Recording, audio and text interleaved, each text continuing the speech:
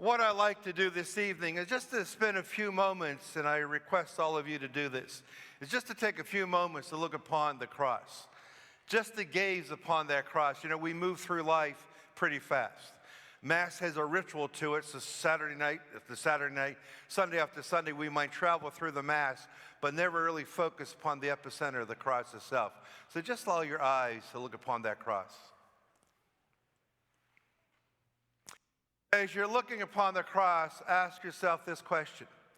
What attitude did Jesus have that would allow himself to surrender his life on that cross? What was the attitude that Jesus possessed to allow himself to say yes to his Father? What attitude did Jesus have to have in order to say, this is how much I love you, and stretch out his hands and die on a cross for our sins? The attitude that Jesus had in order to put himself upon that cross was the attitude of being unselfish. You see, Jesus thought of others before he thought of himself. If Jesus was a selfish man, Jesus would not have wound up on the cross. He was unselfish. He said yes to us and for us. And being unselfish, that was the verdict. That turns out to be the key component of today's gospel reading, coming out of the 20th chapter of Luke, verses 27 to 38. How important it is in life to be unselfish. Let's take a look at verse 27 of the 20th chapter of Luke.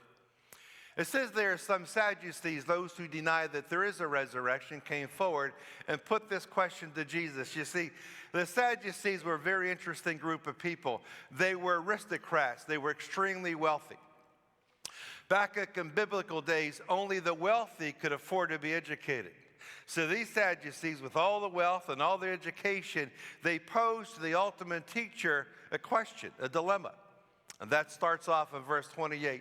Let's take a look at it again, 20th chapter of Luke. It says in verse 28, a teacher, they're asking to Jesus. Moses wrote forth, if someone's brother dies, leaving a wife and no child, his brother must take the wife and raise up descendants for his brother. Now, these intelligent Sadducees quote Mosaic law of the Old Testament. And once they quote the Mosaic law of the Old Testament, they tell Jesus the true story. Because they want to try to figure out, how does Mosaic law match reality? And it's right at this point that things really begin to heat up and intensify. Let's take a look at verses 29 to 33. Because things really get interesting here. Now again, don't allow verse 28 to escape your memory, your mind. In the law, verse 28, if your brother dies leaving no children, you had to marry that woman, so eventually you'd be able to honor your brother with a child. That's 28. Let's take a look at 29 to 33. Now there were these 7 brothers. The first married a woman but died childless, and the second and third married her, and likewise all 7 died childless. Finally, the woman also died. Now, at the resurrection, whose wife will that woman be? Now, what we want to do tonight is just examine the chronology of the death. When the very first brother marries this woman and he dies, the remaining 6 brothers had to say to themselves, that's really unfortunate. He's a newlywed. He just married his wife. He was going to have children, but he lived long enough to have children to this woman. Now, the second brother, being unselfish and living up to the Mosaic law, has to marry the woman. So he does. Marries the same woman, his brother's wife. But he also dies. Now, the other 5 brothers had to say to themselves, that's kind of an eerie coincidence. We lost one, we lost another one to the same lady. I think I'd be on a horn to the police. Now, the third brother, being unselfish, he also marries this woman because they're living up to the dictates of the Mosaic law, and he also dies. What do you think was going on in the heart of brother number 4, the next guy on deck? Now, the scriptures doesn't say what he said, but I think I know what he said just before married. After the brother 3 died, I think I know what he said. You know what I think? I think he said one word. You know what he said? Yikes. Yikes! I got to marry this gal. He marries her, dies. 5 marries her, dies. Number 6 marries her. And I really admire brother number 7. If I was brother number 7, I'd be running down Leechburg Road so fast you couldn't catch me. I want anything to do with that gal. I know what's going on, but I'm not hooking up with her. But he marries her and he dies. And the question is, what attitude did every one of those brothers, the six, number brother 2 to 7, the first one married her out of love. 2 to 6 married this woman out of being unselfish, living up to the law.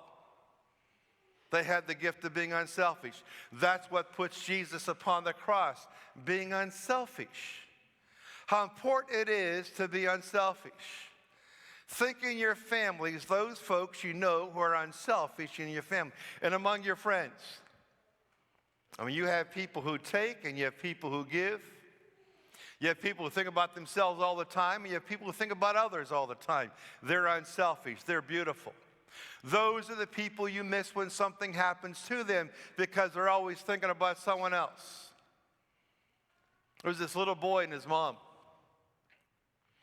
Whenever this little boy wasn't feeling good at night, his mother would make him some hot chocolate.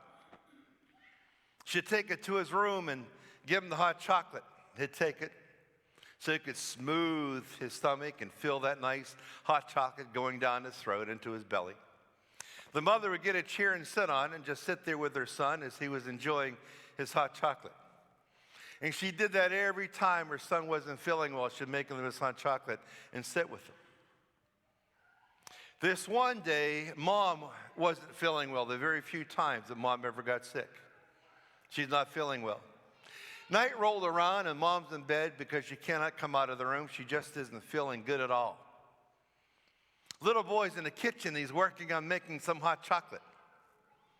After he gets the hot chocolate made, he walks up to his mother's bedroom, knocks on the door, and she invites him in. And he walks in with the little cup of hot chocolate and he hands it to his mother. With a big smile on her face, she took it. She almost got better instantly. And she took the hot chocolate, and he got a chair and started right next to his mother so she could enjoy that hot chocolate, and he would sit in the chair, wait for her to drink it. And she said to him, "Son, you didn't have to make me hot chocolate." And he said, "Yes, I did, Mom. I had to make you hot chocolate tonight." She said, "Why did you have to make me hot chocolate?" And he said this. He said, "Mom, in this house, we take turns. We take turns. That's being unselfish. Mom, you set the pattern. You taught me how to treat other people. Because when I'm not feeling well, you always think about me, not yourself. You make me hot chocolate. It's my turn, Mom, to do that to you and for you." Because she taught him how to be unselfish. That's an important gift, being unselfish. Now, you might say to yourself, "Well, Father, if I'm unselfish, I'm always thinking about someone else. Who's ever going to think about me?" Don't worry about it. Because if all of us are unselfish, we're all thinking about someone else, then someone else will be thinking about you. As you're thinking about someone else, that other someone's thinking about you.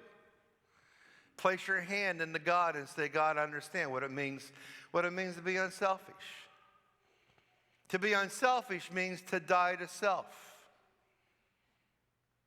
I believe, because I had a great one. Mothers know this all too well, what it means to be unselfish. That's why when they are gone from our lives, we miss them so much, because sometimes no one can take their position because that she was just so unselfish. She did everything she could for me, for the family. We should do the same. When you look at that cross, you got to say to yourself, "Jesus, I understand now what put you upon that cross. God didn't dictate or demand that you had to be there. He made the request and you said yes. But what allowed you to say yes? His gift of being unselfish."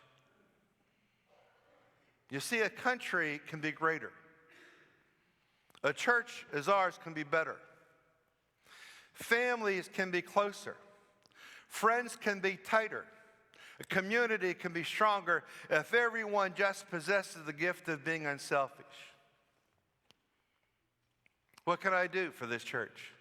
What can I do more for my family? What can I do more for my country? What can I do more for others? Your prayer tonight is, Heavenly Father, as you look upon the crucifix in your house, your bedroom, your living room, wherever you say your night prayer, and perhaps at that same location is the crucifix. You have to say, "Heavenly Father, I see what you did, Jesus. Allow me the gift of being unselfish. I struggle with being unselfish. Because in this materialistic society, it is so easy to get wrapped up in me. I want this, and I want that, and I want this, and I need that. Help me to think of others before I think of myself. That's how Jesus got up on that cross. And that's why that little boy said to his mom when she said, "Why'd you make me hot chocolate?" "You didn't have to." He said, "Yes, Mom, I did." Because in this house, we take turns.